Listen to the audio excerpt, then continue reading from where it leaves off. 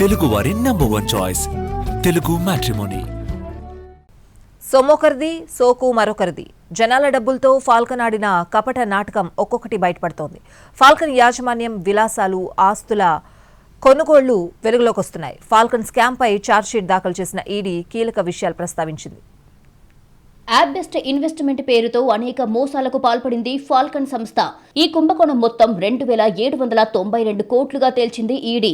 డిపాజిటర్ల డబ్బులతో ఫాల్కన్ యాజమాన్యం విలాసవంతమైన జీవితాన్ని గడిపిందని ఈడీ గుర్తించింది. విదేశాల్లో టూర్ల కోసం ఏకంగా ప్రైవేట్ జెట్ను కొనుగోలు చేసినట్లు విచారణలో బయటపడింది.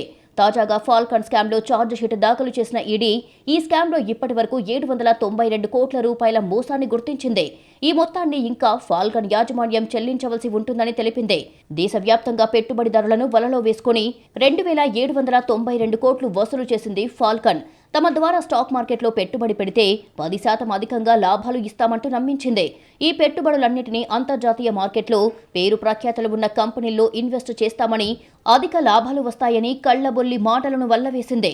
ఫాల్కన్ స్కామ్ బాధితులు ఒక్కొక్కరుగా బయటికి రావడంతో సైబరాబాద్ పోలీసులు కేసు నమోదు చేశారు. సైబర్ పోలీసుల కేసు ఆధారంగా ఈడీ అధికారులు ఈసీఐఆర్ నమోదు చేసుకుని విచారణ ప్రారంభించి అనేక సంచలన విషయాలను వెలుగులోకి తెచ్చారు. ఫాల్కన్ స్కామ్లో ప్రధాన నిందితుడు అమర్దీప్ కుమార్ పెట్టుబడిదారుల సొమ్ముతో హాకర్ 800A అనే జెట్ను కొనుగోలు చేశాడు. 2024లో $1.6 మిలియన్ అంటే 14,18,00,000 చెల్లించి కొనుగోలు చేశాడు. ఈ jet registration number N935H.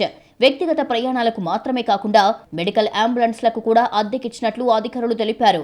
Air ambulance ద్వారా విదేశాలకు వెళ్తూ పెద్ద మొత్తంలో డబ్బులను విదేశాలకు మళ్లించినట్లు ఈడీ అనుమానం వ్యక్తం చేస్తోంది.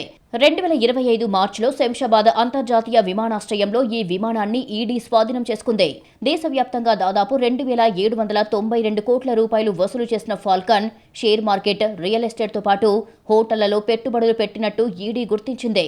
ఫాల్కన్ స్కామ్ వెలుగు చూడగానే చైర్మన్తో పాటు సీఈఓ, సీఎఫ్ఓ కుటుంబ సభ్యులంతా కలిసి ప్రత్యేక చార్టర్డ్ ఫ్లైట్లో దుబాయ్కి పారిపోయారు. అక్కడి నుంచి ఇతర దేశాలకు వెళ్లిపోయారు.